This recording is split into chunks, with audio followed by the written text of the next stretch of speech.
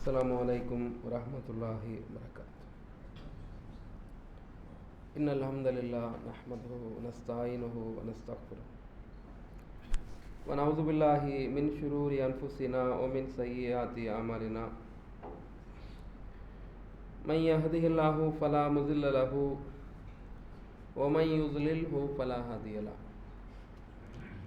وأشهد أن لا إله إلا الله وحده لا شريك له وأشهد أن محمدًا عبده ورسوله أما بعد. فإن أصدق الحديث كتاب الله وخير الهدي هدي محمد صلى الله عليه وسلم وشر الأمور محدثاتها وكل محدثة بدعة وكل بدعة ضلالة وكل ضلالة في النار. يا أيها الذين آمنوا اتقوا الله حق تقاته ولا تموتن إلا وأنتم مسلمون. அளவற்ற அருளாளனும் நிகரில்லாத பேரன்புடையோனுமான அந்த அல்லாஹுவை போற்றி புகழ்ந்தவனாக என்னுடைய உரையை நான் ஆரம்பம் செய்கின்றேன். அவனுடைய அன்பும் அருளும் சாந்தியும் சமாதானமும் நாம் உயிரிலும் மேலாக மதிக்கக்கூடிய நபிகள் நாயகம் ஸல்லல்லாஹு அலைஹி வஸல்லம் அவர்கள் மீதிலும் அவர்களை பின்பற்றி நடக்கின்ற அனைத்து மக்கள் மீதிலும் குறிப்பாக இங்கு ஒன்று குழுமி இருக்கக்கூடிய நம் அனைவர் மீதிலும் நிலவட்டுமாக. கண்ணியத்திற்கும் பெரும் மரியாதைக்கும் உரிய பெரியவர்களே, தாய்மார்களே, சகோதர சகோதரிகளே, அல்லாஹ் ரப்புல் ஆலமீன் நம் மீது கடமையாக ஆக்கியிருக்கிற இந்த ஜும்மா என்ற கடமையை நிறைவேற்றுவதற்காக மார்க்க ரீதியாக இதில் சொல்லப்படக்கூடிய கருத்துக்களை உள்வாங்கி எதை கேட்டோமோ அதை நம் வாழ்வில் நடைமுறைப்படுத்த வேண்டும் என்ற உயரிய எண்ணத்தோடு நாம் எல்லாம் இங்கே ஒன்று கொண்டிருக்கிறோம். அல்லாஹ் ரப்புல் ஆலமீன் நம்முடைய நோக்கத்தை நிறைவேற்றுவானாக, நம்முடைய எண்ணங்களையும் செயல்களையும் அல்லாஹ் சீராக்குவானாக என்றவுடன் பிரார்த்தித்தவனாக உங்களுக்கும் எனக்குமான சில அறிவுரைகளை நான் நினைவூட்ட விரும்புகிறேன். நாம் வாழக்கூடிய இந்த காலகட்டத்தில்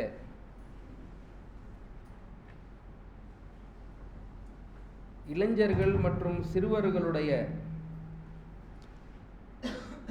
வருங்கால தலைமுறையினராக இருக்கக்கூடிய அவர்கள், ஆங்கிலத்தில் சொல்வதாக இருந்தால் ஜென் ஜி என்று சொல்லலாம், அதே மாதிரி ஆல்ஃபா என்று கூட குறிப்பிடுகிறார்கள், அதற்கு அடுத்த நிலையில் உள்ளவர்களை. இவர்கள் குறித்து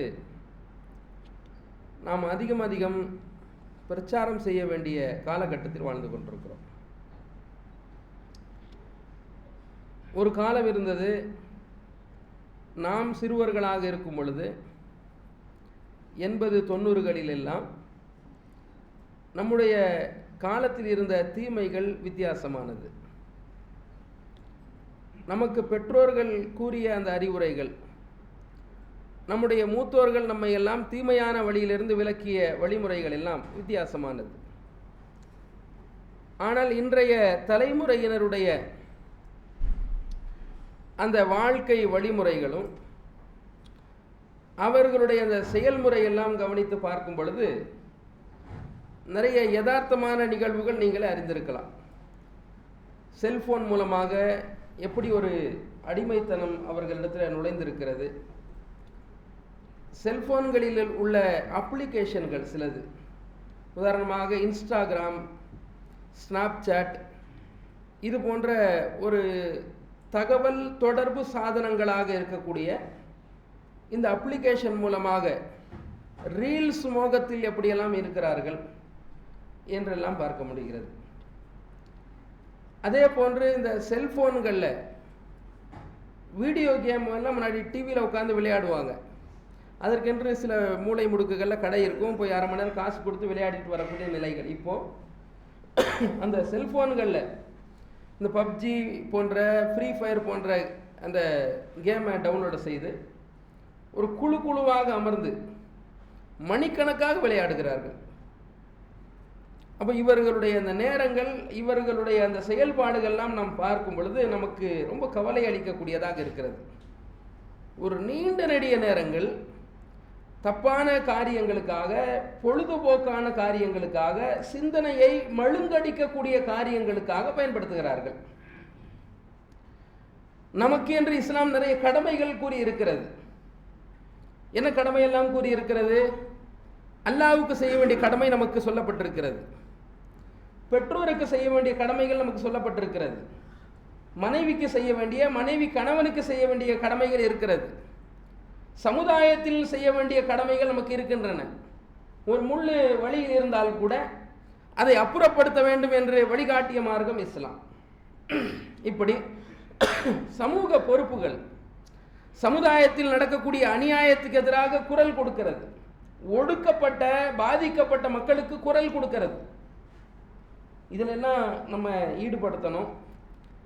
ஈடுபடுத்தப்படாமல் அவர்களை மழுங்கடிக்கிறது எதுன்னு பார்த்தீங்கன்னு சொன்னால், நான் மேற்கோள் காட்டிய 1-2 விஷயங்கள் தான் இது. இன்னும் நிறைய இருக்கு. அதுபோல் ஒரு 2 வீலரில் எடுத்துக்கொண்டு, அந்த 2 வீலரில் 2 பேர் உட்காரவே முடியாது. உட்காரதா இருந்தால் ஒருத்தர் கிரவுண்ட் ஃப்ளோரில் இருக்கணும், இன்னொருத்தர் ஃபர்ஸ்ட் ஃப்ளோரில் உட்கார்ற மாதிரி இருக்கும். அவர்களுடைய 2 வீலர்லாம் இந்த லெவலில் தான் இருக்குது, அந்த வண்டியெல்லாம் இந்த லெவலில் தான் இருக்குது. அது ஒரு ஃபேஷனாக நினைக்கிறார்கள். ஆடையை கிழிந்த நிலையில் போடுறது ஃபேஷன் நினைக்கிறாங்க. சங்கிலிகளை தொங்க விடுறது ஃபேஷன்களாக நினைக்கிறாங்க. அப்போ அறிவார்ந்து சிந்திக்க வேண்டிய இந்த சமூகம் அறிவிழந்து போகக்கூடியவர்களாக போய்விடுவார்களோ, சிந்தனையை இழக்கக்கூடியவர்களாக மாறிவிடுவார்களோ என்று நாம் கவலைப்படக்கூடிய சூழ்நிலைகளை நாம் பார்க்கிறோம். இப்போது நடந்த அரசியல் மாற்றமும் அதில் ஒரு பகுதி தான். தமிழ்நாட்டில் நடந்திருக்கக்கூடிய அரசியல் மாற்றம் என்பது, அவருடைய சேவையெல்லாம் பார்த்து ஓட்டு போட்டவர்கள் யாரும் கிடையாது. அவருடைய தியாகங்கள், போராட்டங்கள், ஏழை எளியவருக்காக எவ்வளோ கஷ்டப்படுறார், பாடுபடுகிறார் என்று தியாக உணர்வை பார்த்து, கல்வி அறிவை பார்த்து, அவருடைய ஏழைக்கு அவர் செய்த உதவிகளை பார்த்து எவரும் ஓட்டளிக்கவில்லை. மாறாக ஒரு கவர்ச்சி. அவர் சினிமாவில் இத்தனை பேரை போட்டு தள்ளியிருக்காருன்னா நிஜ வாழ்க்கையில் என்ன பண்ணுவார்ன்ற மாதிரி ஒரு கற்பனை உலகம். ஒருத்தர் பேசும்பொழுது கூட சுட்டி காட்டினார், நீங்கள் இந்த சினிமா பார்த்துருக்கீங்களா, எந்த அளவுக்கு இவங்க மக்கள்கிட்ட மோகம் அதிகரிச்சிருக்குன்றது ஒரு உதாரணம் சுட்டி காட்டுறாரு பாருங்க. அதாவது நீங்கள் ஹீரோவா சில முகங்களை பார்த்து வச்சுருக்கீங்க, இவங்களை வில்லனா நீங்கள் ஒரு படத்தில் நடிக்க வச்சா ஏற்றுக்குவீங்களான்னு ஏற்றுக்க மாட்டீங்க. ஆனால் வில்லனாக இருக்கக்கூடிய ஒருத்தரை ஹீரோவாக நடிக்க வைத்தால் அதையும் ஏற்றுக்கொள்ள மாட்டீங்க. இப்போ முதலமைச்சராக யார் ஏற்படுத்தி வச்சுருக்காங்களோ அவர் வில்லனாக ஒரு படம் நடித்தா அவங்க உள்ள ஏற்றுக்கொள்ளுமா? அவர் ஹீரோ தான் நடிக்கணும் என்று உள்ளம் சொல்லுது. இன்னொரு வில்லன் நடிகர் இருக்கார், அவர் பிஜேபிக்கு எதிராக நிறைய பேசுவார். அவர் ஹீரோவாக நடிக்க வச்சாருன்னு சொன்னால் மக்கள் ஏற்றுக்குவாங்களா? ஏற்றுக்க மாட்டாங்க. ஏன்? அந்த அளவுக்கு பைத்தியம் உள்ளத்தில் ஏறி இருக்கிறது. இவர் ஹீரோ தான் இருக்கணும், இவர் வில்லனை தான் இருக்கணும், இவர் காமெடியனை தான் இருக்கணும், இவர் மற்றவங்ககிட்ட அடி வாங்கணும், இவங்க அரைகுறை ஆடையோடு தான் நிற்கணும் என்ற மாதிரி ஒரு உள்ளத்தை நமக்கு மாற்றப்பட்டிருக்கிறது என்று சொன்னால் எவ்வளோ ஒரு முட்டாளான ஒரு உலகத்தில் தள்ளியிருக்காங்கன்னு தெரியுதா? ஒரு டூப்ளிகேட்டான ஒரு விஷயத்தை, பொய்யான ஒரு விஷயத்தின் பக்கம் நம்முடைய உள்ளம் ஈர்க்குது. அதுதான்ற மாதிரி ஒரு பக்கம் நம்மளை தள்ளுது பாருங்க. இதுதான் ஒரு மாய சிந்தனையில் வீழ்ந்து கிடக்கக்கூடிய ஒரு சமூகத்தினுடைய நிலையாக பார்க்கிறோம். அப்போ இதிலிருந்து நம்முடைய பிள்ளைகளை, இந்த ஜென்சி தலைமுறையினரை, வருங்கால தலைமுறையினர் விஷயத்தில், இந்த குழந்தைகள் விஷயத்தில் சார்ந்து நாம் கவனம் செலுத்த வேண்டும், பிரச்சாரம் மேற்கொள்ள வேண்டும், ஆக்கப்பூர்வமானவர்களாக மாற வேண்டும் என்பதனை நாம் ஒவ்வொரு சம்பவத்திலிருந்தும் படிப்பினை பெறணும். அதே மாதிரிங்க ஒரு சில தினங்களாக நீங்கள் பார்க்கலாம், முகநூலை திறந்தாவே ஒரு கேரளாவில் நடந்த ஒரு சம்பவம். 1.5 வயசு ஒரு குழந்தைய சித்திரவதை செஞ்சு கொண்டிருக்கிறாங்க. ஒரு இன்னொரு கள்ளக்காதல் மாதிரி ஒரு தொடர்புகள் ஏற்பட்டு அந்த குழந்தைய துன்புறுத்தி கொலை செய்ததாக போஸ்ட்மார்ட்டம் ரிப்போர்ட்டில் வருகிறது. நேற்றைய தினம் இன்னொரு காணொலியை பார்க்குறோம். அப்போ இதெல்லாம் பார்க்கக்கூடிய நேரத்தில் பிள்ளைகள் மீது கருணை இல்லாமல் இருக்கக்கூடிய ஒரு சூழ்நிலையை பார்க்க முடிகிறது, இரக்கம் இல்லாமல் இருக்கக்கூடிய சூழ்நிலையை பார்க்க முடிகிறது.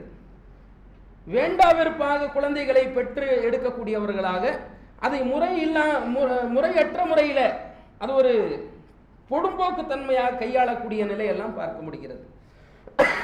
ஆக இதெல்லாம் நாம் கவனத்தில் கொண்டு, இந்த சமூகத்திற்கு மத்தியில் தான் நாம் வாழ்ந்து கொண்டிருக்கிறோம்.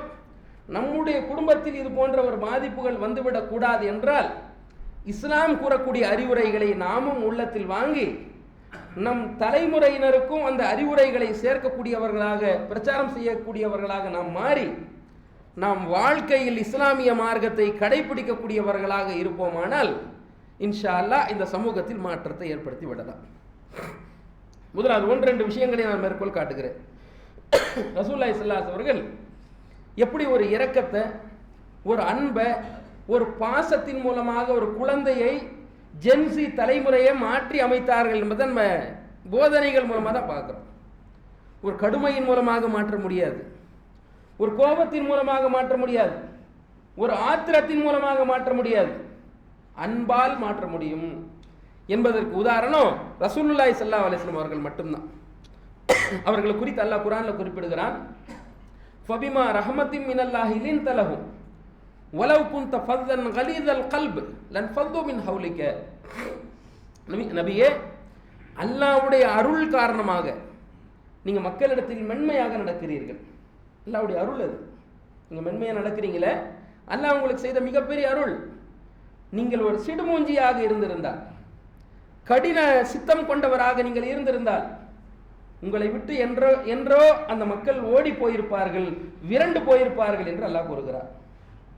அழகான கொள்கையை சொன்ன நபிகள் நாயகம் ஸல்லல்லாஹு அலைஹி வஸல்லம், குர்ஆனை அல்லாஹ்விடத்தில் பெற்ற நபிகள் நாயகம் ஸல்லல்லாஹு அலைஹி வஸல்லம் அழகான கொள்கையை வைத்துக் கொண்டு கூட சமூகத்தில் மாற்றத்தை கொண்டு வர முடியாது என்று அல்லாஹ் திட்டவட்டமாக சொல்கிறான். எதன் மூலமாக தான் மாற்றத்தை கொண்டு வர முடியும்?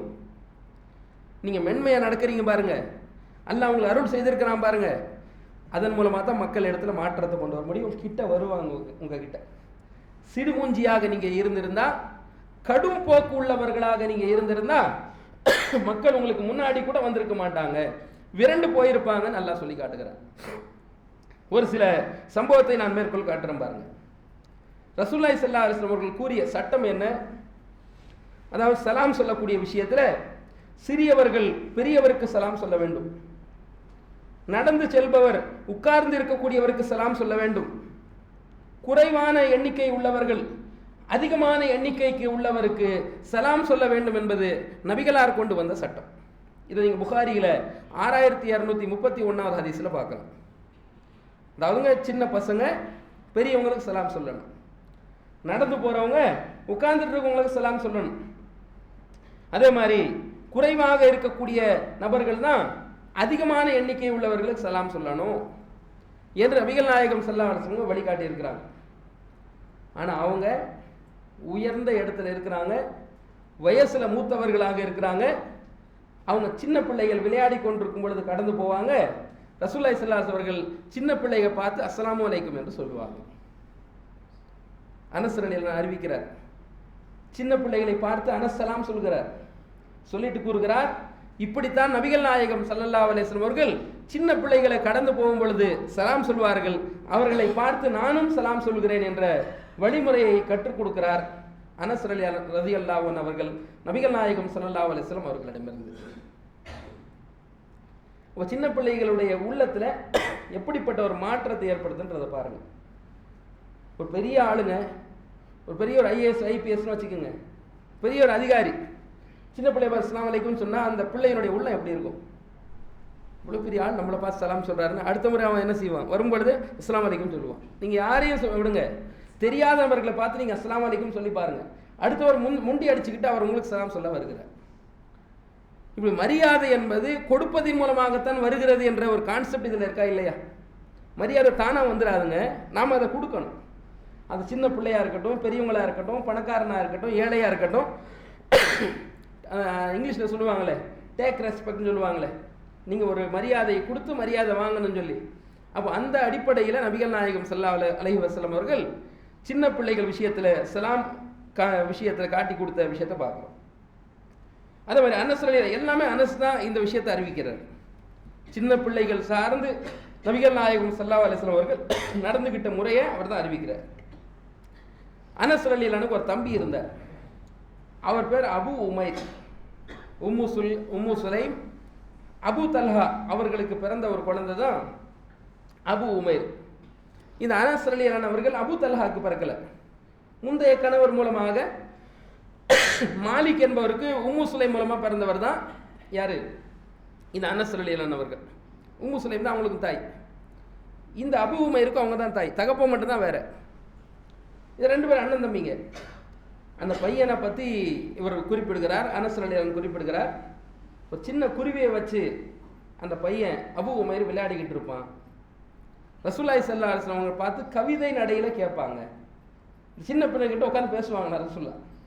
நபிகள் நாயகம் ஸல்லல்லாஹு அலைஹி வஸல்லம் அவங்க சின்ன பிள்ளைகிட்ட உட்கார வச்சுட்டு பேசுகிறாங்க. யா அபா உமைர் மா ஃபாலன் நுகைர், உமைர் நுகைர் கவிதையில் கேட்குறாங்க. அபு உமைரே உன் நுகைர் என்னாச்சு, உன் சிட்டுக்குருவி சின்ன சிட்டுக்குருவி என்னாச்சு, பாடக்கூடிய அந்த புல்புல் சிட்டுக்குருவி என்னாச்சு என்று சொல்லி நபிகள் நாயகம் ஸல்லல்லாஹு அலைஹி வஸல்லம் கேட்டாங்க. சின்ன பேர் எடுத்து அப்படி கேட்கணும். உன் பயன்படுத்தக்கூடிய அந்த பொருளை பார்த்து இது எப்படி உன் கையில் வந்துச்சு, இது எப்படி பயன்படுத்துறது. இப்போ பார்த்தா செல்ஃபோன் இல்லாத குழந்தைங்க யாருமே இல்லைன்னு சொல்லிடலாம். அவங்கக்கிட்ட ஆக்கப்பூர்வமாக நீங்கள் கேள்விகளை கேட்கலாம். இது பாரு, இது என்ன தெரியுமா, யூடியூப் தெரியுமா, இந்த யூடியூப்பில் சர்ச் எப்படி பண்ணுறது தெரியுமா, வாய்ஸ் போட்டு அவன் காமிப்பான் இப்படி தான் வாய்ஸ் போடணும், இப்படி தான் சர்ச் பண்ணணும், இப்படி தான் எடுக்கிறதுன்னு சொல்லி. இதில் இது தேடக்கூடாது, இதை தான் தேடணும் என்று சொல்லி குரான் கிராத் இருக்கு பாருங்க, அதை எடுத்து குரான் இப்படி தான் நம்ம ஓத வச்சு இப்படி தான் மனப்பாடம் பண்ணணும், இப்படி தான் சூறாக்களை மனப்பாடம் பண்ணணும்னு சொல்லி அவனுக்கு என்ன செய்யணும், சரியான பாதையை தேர்ந்தெடுத்து கொடுக்கணும். நம்ம ஒரு விஷயத்தை செய்யக்கூடாது என்று மட்டும் சொல்லக்கூடாதுங்க, மாற்றம் வராது. எதை செய்யணும்னு சேர்த்து சொல்லி கொடுக்கணும்.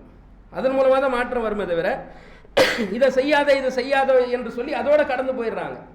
இதை செய்யாத இதை செய் என்று சொல்லி மாற்று வழியை யார் சரியான முறையில் கற்றுக் கொடுக்கிறார்களோ அவங்க தான் அந்த பிள்ளைகளை மாற்றத்தின் பக்கம் கொண்டு வர முடியுன்றதை நம்ம தெரிஞ்சுக்கிறணும். அப்போ ரசூலுல்லாஹி ஸல்லல்லாஹு அலைஹி வஸல்லம் அவர்கள் அந்த சின்ன பிள்ளை இடத்துல உட்கார்ந்து சரிக்கு சரியாக அமர்ந்து அவனுடைய உள்ள அந்த சின்ன பிள்ளைங்க எப்படி ஒருத்தர் பேசிக்கிடுவாங்களோ அதே மாதிரி இடத்துல ரசூல்லா உட்கார்ந்து பேசி அவனுடைய உள்ளத்தை வென்றெடுக்கக்கூடியவர்களாக ரசூல்லா இருந்திருக்கிறாங்க. அதிலிருந்து நாம் படிப்பினை பெற வேண்டும் என்பதனை இந்த செய்தி பார்க்கிறோம். இது 2வது. அதே மாதிரி ரசூலுல்லாஹி ஸல்லல்லாஹு அலைஹி வஸல்லம் எந்த ஒரு உணவு பானத்தை வந்தாலும் பங்கிட்டு சாப்பிடுவாங்க. அவங்களே சாப்பிட மாட்டாங்க. நம்மக்கிட்ட அந்த பழக்கமே குறைஞ்சிருச்சு. நம்ம சாப்பிட்றோம்னா நம்ம 4 பேர் இருக்கிறோம்னா 4 பேருக்கு மட்டும் தான் சமைக்கிறோம். அதோடு சேர்த்து ஒரு 2 பேருக்கு எக்ஸ்ட்ரா சமைச்சு ஒரு கொடுத்து அனுப்பலாமன்ற அந்த எண்ணங்கள்லாம் கொஞ்சம் கொஞ்சமாக நகரங்களில் குறைஞ்சி வர்றதெல்லாம் நம்ம பார்க்க முடியுதுங்க. ஆனால் ரசூலுல்லாஹி ஸல்லல்லாஹு அலைஹி வஸல்லம் சபையில் உட்காருவாங்க, உணவு வரும், சாப்பிட்டு என்ன செய்வாங்க, எல்லாருக்கும் பங்கு போட்டு அப்படியே மீதி இருக்கிறத கொடுப்பாங்க. ஒரு பெரிய ஒரு பானம் வருகிறது, பால் வருகிறது. பால் வந்த உடனே ரசூலுல்லாஹி ஸல்லல்லாஹு அலைஹி வஸல்லம் கொண்டு வந்த வழிமுறை என்னன்னு கேட்டால் வலது பக்கத்தில் தான் கொடுக்கணும் என்பது அவங்களுடைய வழிமுறை. என்ன செய்கிறாங்கன்னு கேட்டால் வலது பக்கம் பார்க்குறாங்க, இடது பக்கம் பார்க்குறாங்க. வலது பக்கத்தில் சின்ன பையன் ஒருத்தன் உட்காந்துருக்கான், இடது பக்கத்தில் மூத்தவர்கள்லாம் உட்காந்துருக்குறாங்க. இப்போ ரசூலுல்லாஹ்வுடைய உள்ளமே கேட்கல, பெரியவங்களுக்கு அது கொடுத்தா தானே நல்லா இருக்கும் என்று உள்ளம் சொல்லுது. ஆனால் அவங்க கொண்டு வந்த சட்டம் என்னன்னு கேட்டால் வலது பக்கம் தான் கொடுக்கணும் என்பது சட்டம். இப்போ ரசூலுல்லாஹ்வே கீழே இறங்கி வர்றாங்க பாருங்களேன், பேசுகிறாங்க இந்த சின்ன பையன்கிட்ட, இதை பார்ப்பா உனக்கு தான் நியாயப்படி கொடுக்கணும் இதை, ஆனால் இடது பக்கம் மூத்தவர்கள் வயதானவர்கள்லாம் இருக்கிறாங்க, நீ அனுமதி கொடுத்தால் நான் அவர்களுக்கு கொடுக்குறேன் என்று நபிகள் நாயகம் ஸல்லல்லாஹு அலைஹி வஸல்லம் அந்த சின்ன பையனிடத்துல சிறுவனிடத்தில் அனுமதி கேட்குறாங்க. இது எப்படி நான் புரிஞ்சுக்கிறது சொல்கிறதா இருந்தால், இந்த கஞ்சி வாங்கிறதுக்காக பிள்ளைங்க வந்து ஒரு 4 மணிக்கு ரமலான் மாதத்தில் வராங்கன்னு வச்சுக்கோங்களேன், 4 மணிக்கு வர்றாங்க, அசர் தொழுதுட்டு ஒரு 5 மணிக்கு நீங்கள் கஞ்சி போடுறீங்கன்னு வைங்க, பிள்ளைங்க அப்படியே ஒரு 1 மணி நேரமாக க்யூவில் நின்றுட்டு இருப்பாங்க. அந்த ஊர்லேயே மிகப்பெரிய ஒரு ஆள் என்ன செய்கிறார், வர இருக்கும், அவரை கூப்பிட்டு அந்த பிள்ளைங்களை நிற்க வச்சு போட்டு கொடுத்துருவோமா இல்லையாங்க. இந்த பிள்ளைங்க அப்படியே நின்றுட்டு இருப்பாங்க. யார் நம்ம மதிப்பானவராக நம்ம நினைக்கிறோமோ, மூத்தவர்களாக நினைக்கிறோமோ, அவங்க வந்துட்டாங்கன்னு சொன்னால் இவங்களை அப்படியே நிற்க வச்சுட்டு போட்டு கொடுத்துருவோம். ரசூல் அப்படி செய்யலை. என்ன செய்கிறாங்கன்னு கேட்டால் இந்த சின்ன பையன் இடத்துல கேட்குறாங்க, நியாயப்படி உனக்கு தான் நான் கொடுக்கணும், நீ அனுமதி கொடுத்தா நாங்கள் கொடுக்குறேன்றாங்க. அந்த பையன் சொல்கிறான், உங்ககிட்டேருந்து வரக்கூடிய அந்த பங்கை நான் ஒரு காலம் விட்டு தர முடியாதுன்னு அவன் சொன்ன உடனே ரசூலுல்லாஹ் அந்த மீதி உள்ள பானத்தை பாலை அந்த சிறுவனுடைய கையில் ஒப்படைத்தார்கள்னு ஹதீஸில் பார்க்குறோம்.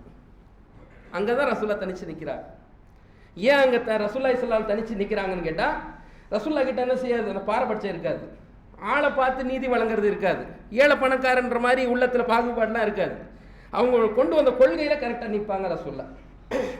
இதனால தான் வென்றெடுக்க முடிஞ்சதுங்க. இப்போ சிறுவர்கள்லாம் இதெல்லாம் உன்னிப்பாக கவனிப்பாங்க. நம்ம அவங்ககிட்ட சொல்கிறோம்ல, தொழுன்னு சொல்கிறோம், குரான் ஓதுன்னு சொல்கிறோம், டிவி பார்க்காதுன்னு சொல்கிறோம், அவன் என்ன பார்ப்பான்னு கேட்டால் இவங்க எப்படி சொல்கிற ஆளுங்க எப்படி இருக்கிறாங்க, அதெல்லாம் கரெக்டாக இருக்காங்களா, தொழுகிறாங்களா 5 வேளை, நம்மளை பார்ப்பான். இவங்க குரான் ஓதுறாங்களா என்று நம்மளை பார்ப்பான். இவங்க டிவி பார்க்காம இருக்காங்களா, நம்மளை பார்ப்பான். இவங்க வீடியோ கேம்லாம் விளையாடாமல் இருக்காங்க, நம்மளை பார்ப்போம்.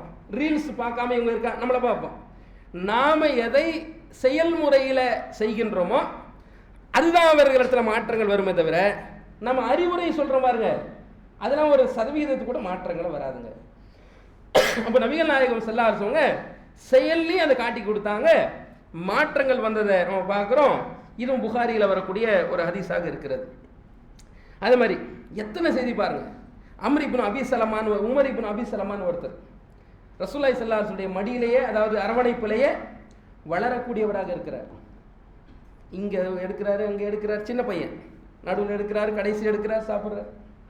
ரசூலுல்லாஹ் சொல்கிறாங்க, இப்பெல்லாம் சாப்பிடக்கூடாது, இடது கையெல்லாம் சாப்பிடக்கூடாது, வலது கையெல்லாம் சாப்பிடணும், தட்டினுடைய அருகாமையில தான் சாப்பிடணும், தட்டினுடைய அருகாமையில தான் சாப்பிடணும், இங்கே அங்கே அலைஞ்சு சாப்பிடக்கூடாது, பிஸ்மில்லா சொல்லி தான் சாப்பிடணும் என்று ரசூலுல்லாஹ் கிளாஸ் எடுக்கிறாங்க. அவர் பிற்காலத்தில் சொல்கிறார், இது ரசூலுல்லாஹ் எனக்கு சொன்ன பிறகு என் வாழ்நாளில் உணவை சாப்பிடும் பொழுது இது நான் பழக்கமாக வச்சுக்கிட்டேன், மாற்றவே இல்லையே, அதையே நான் பேணி கொண்டு வந்தேன்னு சொல்லி இந்த உமர் இப்னு அபி ஸலமா என்ன செய்கிறார், ஒரு சுட்டி காட்டக்கூடிய செய்தியை புகாரியில் நம்ம பார்க்குறோம்.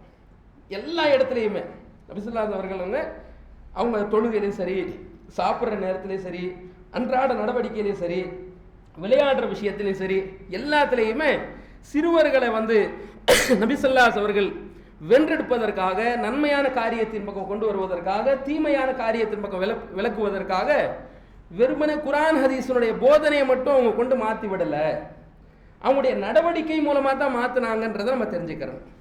அப்போ அந்த ரசூலுல்லாஹி ஸல்லல்லாஹு அலைஹி அவர்கள் சிறுவர்களுடைய தோழராக இருந்திருக்கிறாங்க, ஃப்ரெண்டாக இருந்திருக்கிறாங்க, அறிவுரை கொடுத்துருக்குறாங்க, வாழ்ந்து காட்டி இருக்கிறாங்க, அதனால மாற்றங்களை கொடுத்துருக்குறாங்க. அப்போ இந்த ஜென்ரேஷன் மத்தியில் மாற்றங்கள் வர வேண்டும் என்று சொன்னால் அவங்க நன்மையான காரியத்தின் பக்கம் வரணும், சிந்தனை பூர்வமான ஒரு பாதையின் பக்கம் வரணும்னு சொன்னால் நாமும் அது போல நபிகளாருடைய வழிமுறையை செயல்படுத்தக்கூடியவர்களாக இருக்க வேண்டும் என்பதனை நம்ம தெரிஞ்சுக்கிறணும். அது மாதிரி அனஸ் ரலியல்லாஹு அன்ஹு சொல்கிறார், ரசூலுல்லாஹி ஸல்லல்லாஹு அலைஹி வஸல்லம் இடத்துல 10 ஆண்டு காலம் நான் பணிபுரிந்திருக்கிறேன். ஒரு நாள் இல்லை, 2 நாள் இல்லை, 10 ஆண்டு காலம் நான் பணிபுரிந்திருக்கிறேன். ஒரு காரியத்தை நான் செய்யாமல் இருந்ததற்காக என்னை அவர்கள் சீ என்று கூட கூறியது கிடையாது. ஒரு காரியத்தை நான் செய்யாமல் இருந்ததுக்காக என்ன ஏன் இப்படி நீ செய்யலை என்றோ, ஏன் இப்படி செய்தாய் என்றோ, சீ என்று கூட அவர்கள் என்னை பார்த்து கூறியது கிடையாது என்று குறிப்பிடுகிறார். இன்னொரு சந்தர்ப்பத்தில் அவர் குறிப்பிடுகிறார், நபிகள் நாயகம் ஸல்லல்லாஹு அலைஹி வஸல்லம் அழகான மனிதர்களிலேயே நற்பண்புகளில் மேலானவராக இருந்தார்கள். அவங்க ஒரு வேலைக்கு என்னை அனுப்புனாங்க. அனுப்பும் பொழுது நான் செய்ய மாட்டேன் என்று உள்ளத்தில் சொல்லிக்கொண்டேன். இதன் வேலையெல்லாம் நான் செய்ய முடியாது, வாயில் சொல்லாமல் உள்ளத்தில் சொல்லிக்கிடுறாரு. செய்யாமல் இருந்தால் நல்லா இருக்குமா என்றும் அவருக்கு உள்ளத்தில் வருது. வெளியே வர்றாரு, வேண்டா வெறுப்போட வர்றாரு. வந்தால் பிள்ளைங்க தெருவில் விளையாடிக்கிட்டு இருக்கிறாங்க, அவங்களோடு சேர்ந்து அவரும் விளையாட ஆரம்பிச்சிட்டார்.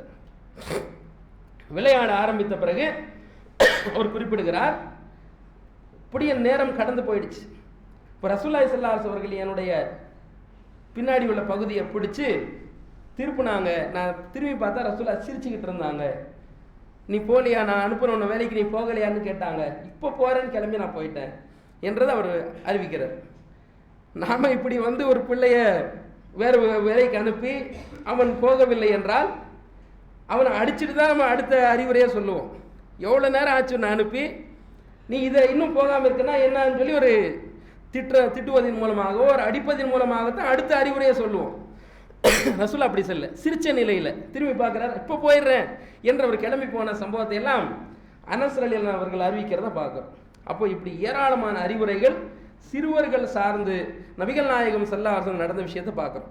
அதே நேரத்தில் கடுமை என்று வந்துட்டா இறக்கவெல்லாம் பார்க்க மாட்டாங்க. கடுமை எதில் காட்டுவாங்கன்னு கேட்டால் அல்லாஹ்வுடைய ஹராமான விஷயம்லாம் இருக்கு பாருங்க, அதில் பொறுமையெல்லாம் பார்க்க மாட்டாங்க. ஜக்காத்து பொருள் பள்ளிவாசலில் இருக்கும், ஹசன் ஹுசைன் விளையாடுவாங்க. தெரியாமல் ஹசன் அல்லது ஹுசைன் என்ன செய்து விடுகிறார், பேரிச்சம்பழத்தை வாயில் போட்டுடுற சின்ன பையன் தானே.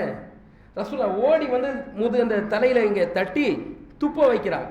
துப்ப வச்சுட்டு சொல்கிறாங்க, முகமதுடைய குடும்பம் சக்காத்து பொருளை சாப்பிடக்கூடாது, சதக்கா பொருளை சாப்பிடக்கூடாது என்பது உனக்கு தெரியாதா என்று கேட்குறாங்க.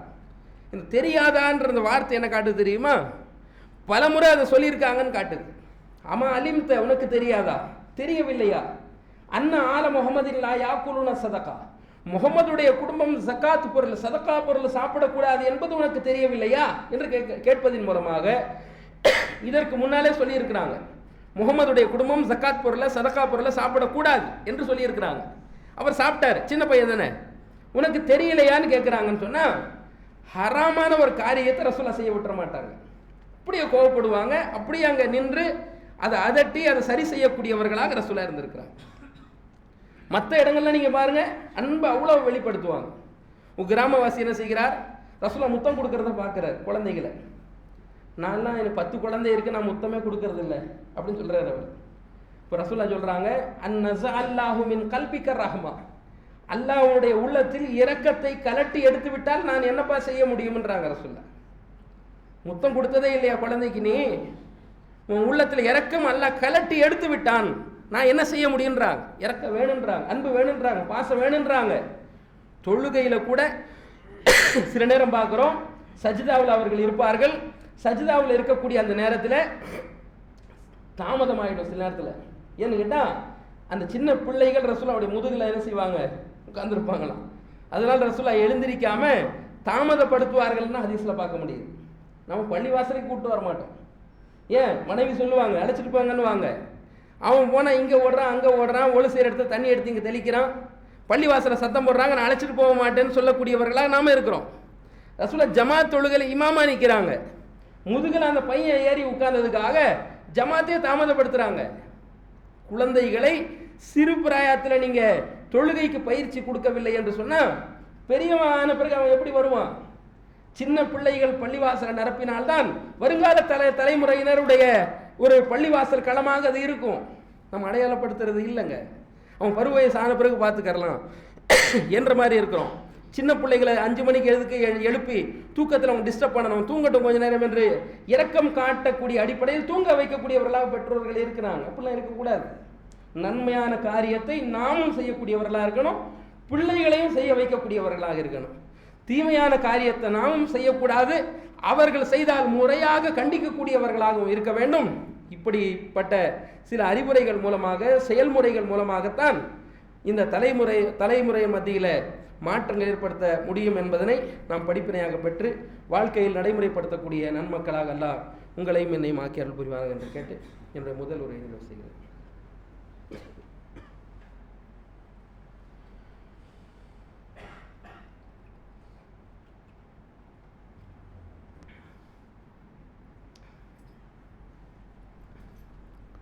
அஸ்ஸலாமு அலைக்கும் வரஹ்மத்துல்லாஹ். புகழ் அனைத்தும் நம்ம எல்லாம் படைத்து பரிபாலனம் செய்யக்கூடிய அந்த ரப்புல் ஆலமீனுக்கு உரித்தாகட்டும். இந்த முதல் உரையில் சிறுவர்கள் விஷயத்தில் நபிகள் நாயகம் ஸல்லல்லாஹு அலைஹி வஸல்லம் அவர்கள் எவ்வாறு நடந்திருக்கிறார்கள், அதை நாம் படிப்பனையாக பெற்று நம் தலைமுறையினராக இருக்கக்கூடிய அவர்களையும் நாம் மாற்றத்தின் பக்கம் கொண்டு வர வேண்டும் என்ற அடிப்படையில் சில தகவல்களை கூறியிருந்தோம்.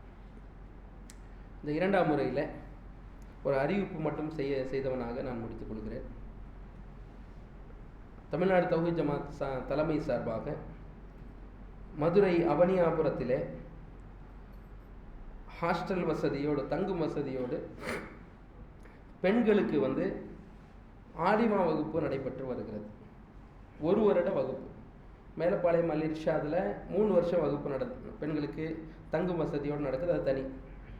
1 வருட வகுப்பு ஹாஸ்டல் வசதியோடு மார்க்க கல்வி கற்க வேண்டும் என்பதற்காக இளம் பெண்களுக்கான ஒரு ஆலிமா வகுப்பு இது நடைபெற்று வருகிறது. அதற்குண்டான நேர்முக தேர்வு 9ஆம் தேதி, வரக்கூடிய 9ஆம் தேதி, இந்த ஜூன் மாதத்தினுடைய 9/6/2026 செவ்வாய்க்கிழமை அன்று அட்மிஷன் அங்கே நேரில் நடைபெற இருக்கிறது. இதனுடைய நிபந்தனை என்னவென்றால் 2 தான். குரான் அந்த பெண்கள் சரளமாக ஓதக்கூடியவர்களாக இருக்க வேண்டும். 2வது நிபந்தனை 8ஆம் வகுப்பு படித்தவர்களாக அவர்கள் இருக்க வேண்டும், தமிழ் எழுத படிக்க தெரிவதற்காக. ஆகவே இந்த சமுதாயத்தில் இன்றைய பெண்கள் மார்க்க கல்வி அவசியம் தேவைப்படுகிறது. அதை நாம் உணர்ந்தவர்களாக இதை குடும்பத்தில் இருக்கக்கூடிய முஸ்லீம் சமுதாயத்தில் நிறைய பேருக்கு இந்த தகவலை கொண்டு போங்க. தங்கும் வசதியோடு இருக்கக்கூடிய இந்த சூழ்நிலையில் படித்த அந்த குடும்பம் மார்க்கப்பற்றுள்ள ஒரு குடும்பமாக மாறுவதற்காக நாம் முயற்சி செய்ய வேண்டும். இந்த ஒரு வருட வகுப்பிற்காக அதிகமாக மக்களிடத்தில் விளம்பரம் செய்யுமாறு, எடுத்து சொல்லுமாறு நான் உங்களுக்கும் எனக்கும் கோரிக்கை வைத்தவனாக முடித்துக் கொள்கிறேன். வாஹிர் தவானா அல்ஹம்துலில்லாஹி ரப்பில் ஆலமீன். அஸ்ஸலாமு அலைக்கும்.